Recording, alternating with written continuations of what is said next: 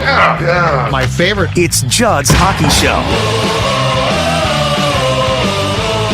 Yeah, it is Judd's Hockey Show. It's Judd, it's AJ. Brief episode here, but certainly the team is off to an outstanding start, coming back from a great road trip in which they only lost one game in regulation. 7-game trip, 5 wins, 1 loss to Philadelphia, and then they started the trip with a overtime loss to the Jets, but still a spectacular trip, a spectacular start, and we will talk about that. But first, I want to talk to you about the exclusive personal injury law firm of Judd's Hockey Show. That, of course, is our friends at Nickolay Law. They know that when you or a loved one gets injured, ordinary life can come to a stop and things can get complicated. During that time, insurance companies are likely to pressure you. They don't care if you get better. They don't care if your bills are piling up, and they don't care that you may not be able to work. Nickolay Law, though, and Russ right there, he does care, and they do care. They've seen every play the insurance companies have, and they'll make sure you get the compensation you deserve after an accident. So if you have been injured, get Minnesota's local award-winning injury lawyers. Get Nickolay. Start your path towards winning as Russ goes right through that tunnel at US Bank Stadium. Start it by going to NickolayLaw.com. That's NICOLET law.com, or give them a call, 1-855-Nickolay, 1-855-NICOLET, to make sure that you've got the good guys on your side. All right, Age, I have a very simple question. And you've sort of alluded, Jesse did on Tuesday, you've alluded to this the last couple of shows because the Wilds played well. They're off to a really good start. That road trip was just incredibly impressive. Yeah. So I'm just going to bring this question to the table 9 games in. Far too early to pass complete judgments, okay? Okay. But I feel like we've been down this path before, and that's what you've alluded to. You've alluded to, you know, the Primrose Path, the Wild. Hey, that things are going great. I'm all excited. And then kabooey. So are you buying, if the Wild is selling, hey, we are a legit contender. People didn't expect us to miss to make the playoffs. And not only are we going to make the playoffs, but we are going to legitimately have a chance. 9 games in, 6 wins, 1 loss, an overtime loss, and a shootout loss to Seattle. How much are you buying what they have sold you thus far, as like now changing opinion or going in a direction where you're like, am I about to jump in again? What I'll say is I'm in the store. How about that? I'm in the store. It's fine. Yeah. Take it where I don't think I am necessarily bringing it up to the counter, slapping the money down, but I'm also not avoiding it. I'm going home with something, so I'm at least renting. Maybe I'm leasing along those lines, because let's recap that first month of the season here. Opening night at home, Columbus Blue Jackets. You win 3-2. I think you look better than a 3-2 win, but also it's the Blue Jackets. I don't expect them, and I don't think many people expect them to be all that great by game 82 here. Shootout loss to the Kraken. They're kind of feisty. They're an okay team. Once again, I don't think they're going to make any sort of deep playoff run, but they're a decent enough team. That's a tough first loss of the year. You lose in overtime to Winnipeg, who've been phenomenal to start this season. I think breaking the expectations that I had, which I thought that, they're going to be all right, but they're maybe going to regress a little bit. They're looking like a very solid hockey club. Right. The Blues, you win 4-1 on the road. I think everybody's going to see the Blues are near the bottom of the Central Division at the end of the year. You win again on the road, this time at Columbus. You win 5-1 over the reigning champs in the Florida Panthers. And then 2 nights later, you pick up a win where you battled some adversity against the Tampa Bay Lightning. Yep. They have, looking at the form and overall health, arguably the best player in hockey right now, Nikita Kucherov. And then you lose in a very weird, ugly, you kind of expected some sort of game to turn out like this. 7-5 loss to the Flyers, who, I mean, that's basically their Stanley Cup final, is that win over you so far this year. And then you win on the road this past Tuesday against the Penguins, who are being attempted to be carried back to the playoffs by a very old and aging Sidney Crosby, Geno Malkin, and Chris Letang. So bad overall. Other than that, maybe Ricard Raquel's going to have a night here or two, but for the most part, not a great hockey club.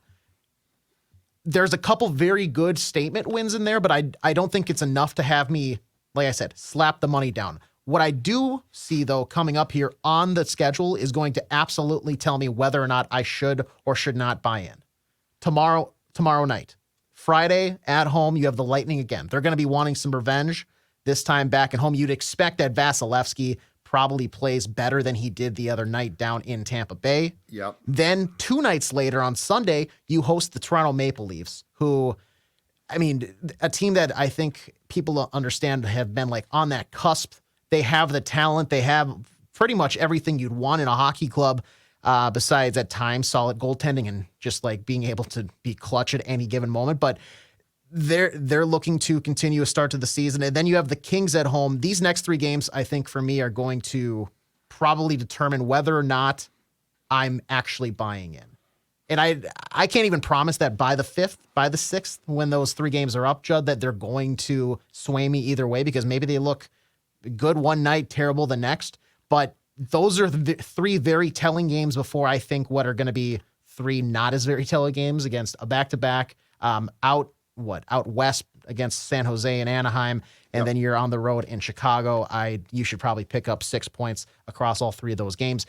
Lightning, Leafs, Kings, those are 3 games that are really going to sell me or push me back out the door. But I'm buying in a little bit. And we'll talk more about this, and I'm sure we'll kind of dive into like why the individual performances are kind of swaying it for me and maybe for you as well. But I'm not fully off this buy-in notion. So here's where they get credit. I'm struggling, as you're going to be able to tell here. Here's where they get credit.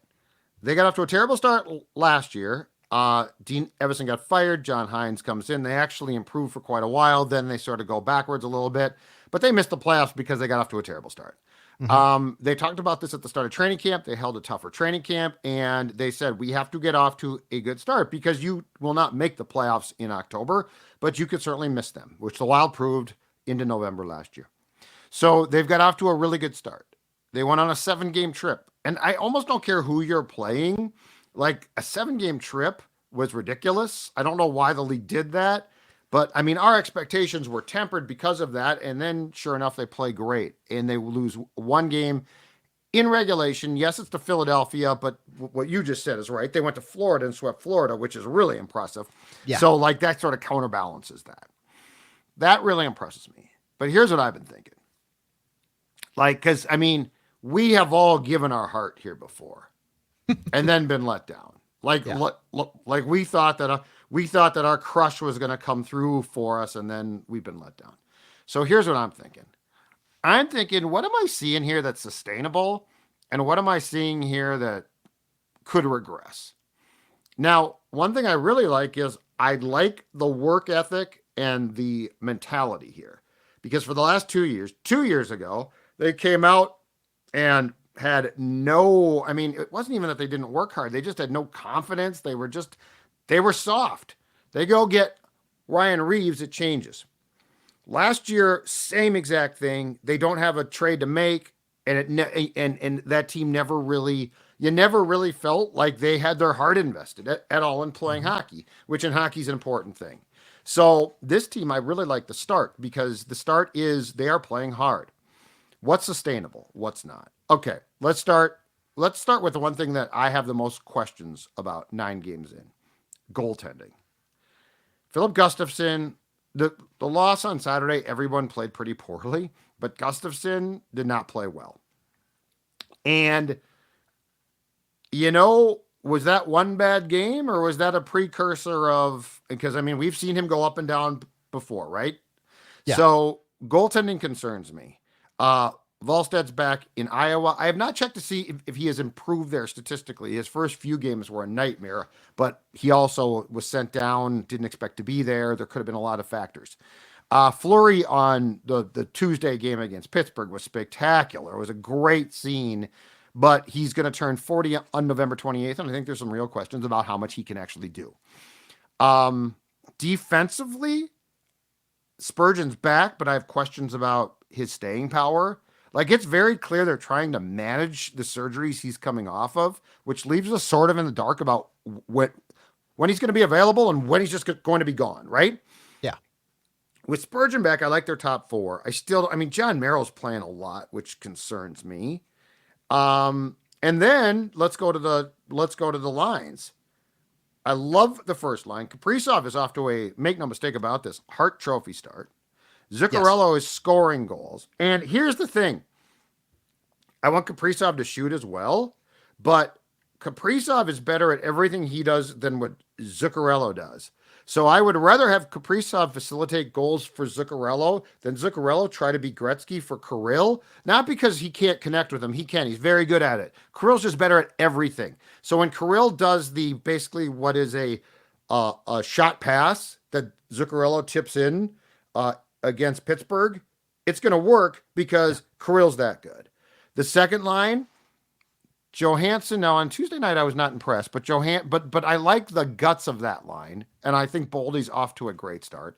And is that sustainable? Let me say this: it better be. Like this better be Matt. Like this better be him. I'm not saying he can't have an off game, but there's no going back now, Matt. There's no I had a bad week. This is you. This better be you. Full time takes work. Dare I say it? 9 games in, because I think 3 games in, we were singing a different tune. I've fallen in love with the third line. Goudreau's played. It's a perfect fit. It's a perfect fit. You got, and Trennan has underwhelmed me.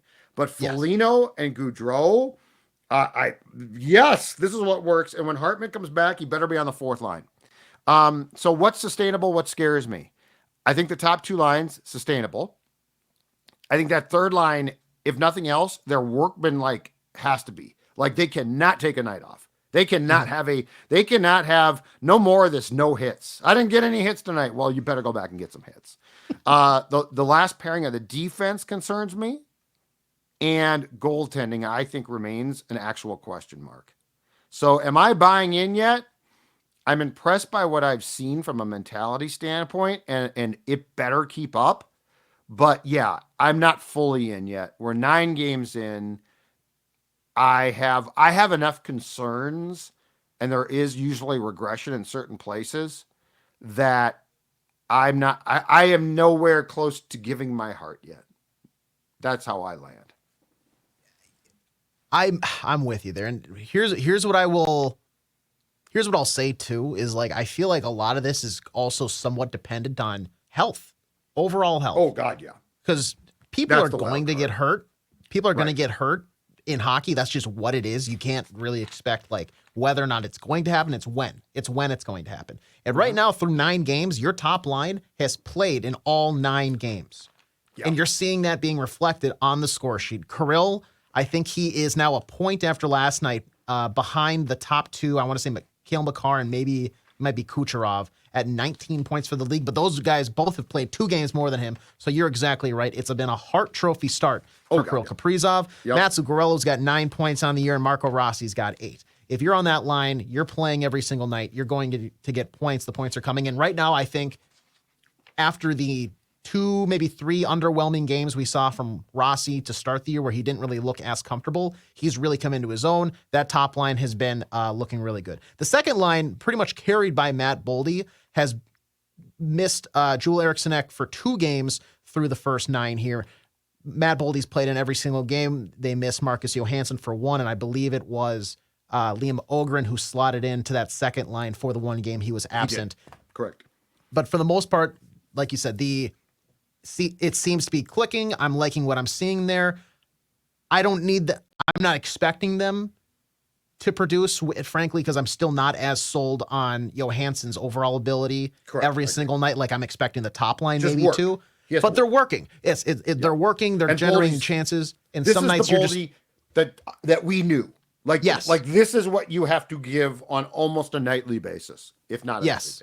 Absolutely. And Matt Boldy, I think for the most part, is doing everything that we're asking him to. He's looking the part, and you're going to have off nights. We've already seen, I guess, with Jared Spurgeon on the backside of things on the blue line. What is the deal there? I'm not necessarily buying into how great this team can be defensively. It helps when you have, to your point, that third line, because when you look at the analytics for for that so far. That third line of Foligno, Gaudreau, and Trennan has been on the ice for 45 minutes together so far through 9 games. They have allowed less than 1 expected goal. 0.9 expected goals against when they're on the ice, and they're generating 1.1 expected for. So I'm not too concerned about that. But the point is they know what their role is. And I think that's the biggest key there. Gaudreau always works hard. He's very much a I know exactly what my job is type of guy. Correct. And now we're seeing that being highlighted as he's been elevated with Hartman's absence. Correct. Marcus Foligno, I think, similar to Rossi, I think he was just kind of like refining his footing. He's back to playing what I think is Marcus Foligno brand hockey. That's been fantastic. Yep. I do need to see more from Trennan, but for the most part, those other 2 guys are picking up that slack, and they seem to be a third line that I can really rally behind. That's like, okay, they're shutting things down, they're locking things down, they're throwing the body around, they're just being a pest. They're giving Kirill, Boldy, Zuccarello, Rossi. They're getting breathers when they're out there. Right. When you mentioned the goalie, the goaltending as well. Right now, Philip Gustafsson has saved 3 goals more than he's been expected to allow. Yeah. He's overperforming, and I think in that kind of 3, 4, maybe even 5, you can expect, okay, he's overperforming skill-wise. There's luck, like Lucas Dostal with the Ducks. He saved almost 11 goals more than he's been expected to. A lot of that, I think, can be credited to luck sometimes. That's just a lopsided number through 7 games. But Philip Gustafsson, we've seen it. He's been left hung out to dry, especially in a few games right away where there was some breakdown defensively. Yeah. He's bailed out the team, and he's kind of made some very impressive stops. He's overperforming, but I'm still waiting because we have seen this the past 2 years where he does get hot, and all of a sudden, whether he just like gets a bad night of sleep or whatever, something clicks, and it's like, okay, we're going to be nowhere near as good as we have been for the next week, 2, 3 weeks even, and then okay, now I'm back, and we have to deal with that. So I'm curious about the goaltending, and I think we'll see more. I expect him to get probably 2 or 3 starts here over these next 3 games that I mentioned. Mm-hmm. I need 2 more good performances before maybe I'm really on the Gus bus once again. I think I'm waiting at the stop sign right now. I'm waiting at the bus stop, but I'm not. I need more than that. I think I think I need a couple of months of just really solid play. Like the Philadelphia game. I don't hold that against him, but I want to know, is that an outlier or is that the beginning of some issue? Like that, I just have a lot of questions here. I can't fully trust him. And I think it's hypocritical for me to sit here like the past couple days or shows and say like Bobrovsky had an off night, but he's going to have one of those every once in a while. Right. Vasilevsky had an off night. Yeah. But also, I don't think Gustafsson is on the same level and conversation as both of those guys I just mentioned. So, but I'm going to allow him. Goalies are going to have off nights, just how baseball players. And they didn't play well. A quarterback has off games. And the team didn't play well either. So like that, that's what I'm saying. But and I'm not trying to say this just based on one game. I'm trying to say this based on, are you buying? Like there are reasons. What are the reasons not to buy? Well, Spurgeon going in and out is one of them. Big time. The goaltending, and again, Fleury, the story, and we'll talk about it in a second. On Tuesday night was spectacular, but he's near 40. So then Gustafsson's going to have to carry you. Can he do that? Can he do it in the playoffs?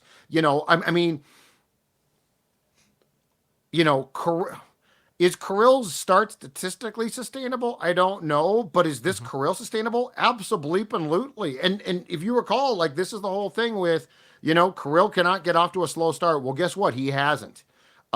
He is right now. I mean, dude, he can sign an extension next July 1. What's he like? If he keeps this up, what's he, $14 million a season? Like, you got to do it. You got to do it. So. But yeah, these are my questions 9 games in, which is a far too early sample size to jump to conclusions. But I will say I will credit them completely for, 1, getting off to a good start, and 2, the personality of the team is totally different. Instead of being a bunch of, I don't know what the word is, but I mean, the last 2 years they've gotten off to starts where it's just like, what are you even doing? Like there's no confidence here. This team feels like it's playing, and it's probably largely a credit to John Hines. It's playing with a purpose that I felt it lacked previously. I'll tell you right now what I think the biggest thing keeping me from actually considering buying. I'm at the car lot and I'm looking to maybe lease, to maybe buy, and I'm given the overview, and it's like, okay, I've checked out the inside, and you know what? It's a used car. There's going to be that weird smell. Maybe the last guy, just didn't shower as much, but they've cleaned it up good enough, blah, blah, blah. I'm looking around the outside, and all of a sudden I come around the corner, Judd, and I see a giant scratch, a giant dent. Yeah. There's rust around the wheel well, and for me, that's the penalty kill. The penalty kill right now. Oh, the Carfax say that it's been an accident, huh? Oh my God, so many accidents. And I'm like, okay, but it also says that they've worked on it. They brought it to the body shop, but the problem is they brought it to a shop that doesn't have the right parts. They don't have the right tools to buff out those scratches because it's somehow gotten worse from last year. That's a good question. And granted, it's been a shorter sample size. So obviously if they get scored on for one, it's going to take a bigger hit. Right. So you would assume it can't get much worse than the 70.6% that it's at right now, 27th best in the league. But we were talking all offseason about how much this needed to be addressed. The power play can carry you so much, and I've been very impressed with that. They've looked very solid when on the man advantage. But on the opposite side of that, when they get a little undisciplined and they head to the box, because there's going to be those nights where they just run rampant and it seems like they can't get a call, and people are going to want to blame the officials and blah, blah, blah. At the notion here that they are getting screwed or whatever, like the penalty kill has to show up at some point, and right now it is not. It's only showed up 70.6% of the time, and that's just simply not good enough. I don't know what it is that they've tried. Like I would love to have a sit down with Jack Capuano. Correct? I know it's not Jack Cappuccino. It's not Cappuccino. That's what Jazzy calls him, Cappuccino. But Capuano, and like what is the idea here? Do you want a larger box? Do you want to play in a diamond? Do you want one person always on the puck carrier? Like they keep changing it, and it seems like it hasn't improved. That's the moral of the story. It hasn't improved, and it needs to. Wasn't Trent supposed to be a major part of the? Like I thought he was signed in large part because of his abilities on the PK. Am I incorrect? No, that was the write-up. That was my understanding when I read the stories. And I don't believe, based on the stuff I'm looking at, I don't think he has gotten more than maybe like a minute or so on penalty kill, and that was only because I want to say because Joel Eriksson Ek maybe missed that game, and so he got slotted in there. He should be the guy. That was the signing. That was like, we have a problem we need to address. So us addressing it is signing this Russian guy, Trenin.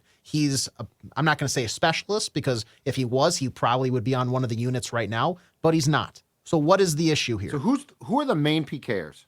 So here's what I see right now. First penalty killing unit is Joel Eriksson Ek, Freddie Gaudreau, Jonas Brodin, and Jared Spurgeon when he's healthy. Second PK unit is Marat Husnadinov and Jakub Lauko, with Jacob Middleton and Brock Faber. Okay, it's interesting because at one of the training camp practices I went to that Hines talked after, he said that they were going to put Boldy out there because of his skill and the ability that he can actually then create offense, which by the way, I like. I have always liked an aggressive PK.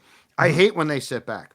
It's like, it's just inviting disaster. To me, sitting back on the PK is equivalent to a late game football prevent defense, because it's just inviting things. It's inviting rebounds, tips, right? Mm-hmm. So they had said that Boldy, it's interesting because at that time, Hines said Boldy was eventually going to be used, or at some point was going to join the PK. And then I swear to God, when Trenton was signed, I read a bunch of stories saying that one of the reasons why was for the PK. Yeah. So I guess I'm a little bit confused as to why they aren't seeing time there. I mean, when Hines explained his Boldy reasoning, I loved it. And again, he's a young guy. Give him as much ice time as you want, Mm-hmm. Like, it's not like, hey, he can't play that much, he's going to get tired out. So, yeah, that's a very, it is disturbing, though, because you've changed everything. Darby was let go. Capuano was brought in. According to Hines, it was like a college of coaches. Like 3 of them have been instrumental in the planning here. Like a meeting of the minds just to fix this, and yet nothing is really improved. And the power improved. play's going to slump at times too. I like there's no avoiding that. It's really good. The first, I love it, but it's going to slump at times. Penalty killing, I don't know if you agree with what I'm about to say. I don't think the penalty killing really should slump. Like, you're going to go up against some really good teams that are going to score some goals, but part of it's just work and philosophy. Like, that's more of a ham and egger job The power play is more of a, hoity-toity job. So Michelin star. Whereas yeah. the other one is lunch pail. You're bringing your lunchbox to work. But I mean, that will end you. Like in the yeah. playoffs, well, as we saw Dallas 2 years ago, that will end you. So there's no trying to get through this. They've got to improve it. I mean, that's another thing. Exactly. I'm not going to give you my heart if you can't have a PK that does its job. Yeah, that is, and like I said, that is sticking out like a sore thumb for me because it's so crucial. It got to a point last year where they go to the box and I'm like, okay, can we just add the goal on now so they can at least go back to 5-on-5 and attempt to maybe play good hockey? Yeah. Going on a penalty kill shouldn't be a death sentence like it has felt like, I feel like, for this team for the past year. Something has to change and get better, or else I don't see how a lot of fans can really say this team is serious. This team is able to make a run. Can you still be a playoff team with a bad power play or penalty kill? Yeah. Yes, you sure can. You're not going to do anything.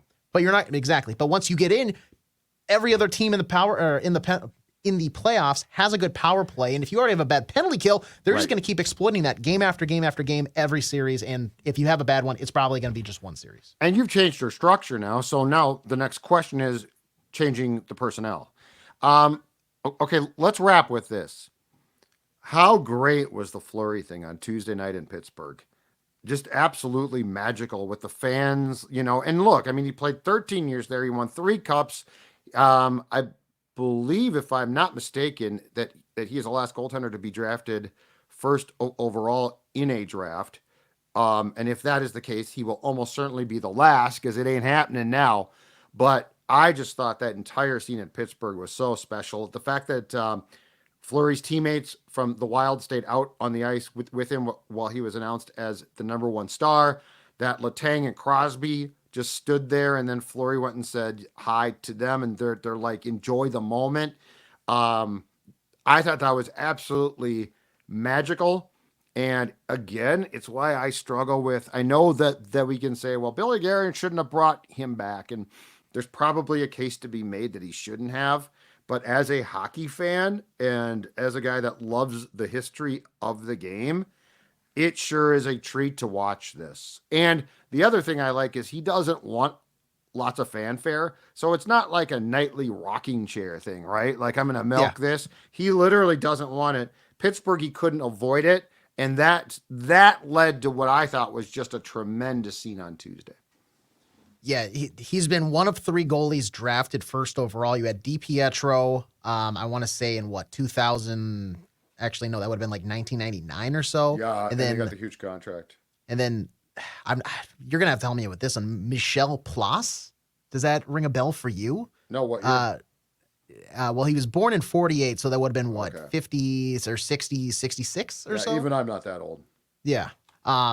But he's the only one that's been really notable to have a long career. He's coming up on 60,000 minutes of ice time. That whole fanfare was great. I mean, the energy was great. Even before, I mean, I think I talked about how I was waiting to see what he did prank-wise. He was the one that got. It was Max Talbot who goes in the Wild locker room and, tapes up all of his breezers and pads. Oh, was that Max Talbot who did that? Max Talbot, yeah. So I'm sure that'll be he'll be looking over his shoulder here for the rest of his life. His car's going to be on cinder jacks. blocks. Yes. Yeah, cinder blocks. But yeah, I mean, they could have put a video package together that stopped the game for 30 minutes, and I would have been fine with it. I mean, he's a guy that, like Jesse said, off the ice, he is such a good person. No, I haven't heard a single person say a bad thing about him, and he backs it up with how good he plays on the ice.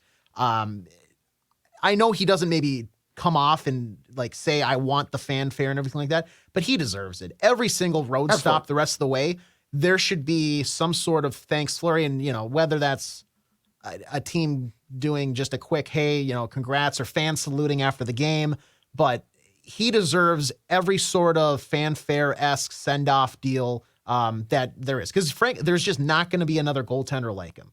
1,000 games played for a goalie is just never going to happen again. No. I mean, the guy's got, as a goalie, 22 points. He's got 22 points in his career. That's more than a lot of guys who have a stint in the NHL Oh, yeah, God, I'm sure that's eating. Well, I was waiting for them to force it to him back when who was it? Jari went off the other night in Yeah. Pittsburgh just to give him a chance. But and the goalie fight I think you alluded to, that's also vacated him. Bennington Try it again. was trying. Well, Bennington was trying to get into it with whoever they played the other night. Yeah. I think they're on a crash course The sometime this Senators, season. right? I think they were getting blown out. I think the Blues were getting blown out by the Sens, and there was a dust up behind the net, and like Bennington tried to grab a guy, and then the Sens goaltender like started, and the announcers like he's coming out of the but then he didn't. But yeah, everything that I think the Penguins did was great.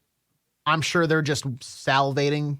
Like, as soon as he's done, when can we get him back to retire the number, do a statue, Marc-Andre Fleury night, all that stuff, because it's just so deserved. Do you think he does one of the trade me here so I can sign a 1-day contract and retire as a Penguin? Not that it really matters in the grand scheme of I think things. he'll retire. I think he'll retire, and then at some point, like next year, sign a contract for a day. Okay. Because his rights will be up. Like yeah. Like he's a free agent technically after the season. So yes, I do think he'll sign a 1-day contract as a Penguin. Okay. But I mean, just a great story in his relationship with Sidney Crosby. And I mean, the Penguins franchise when I was a kid was just a mess.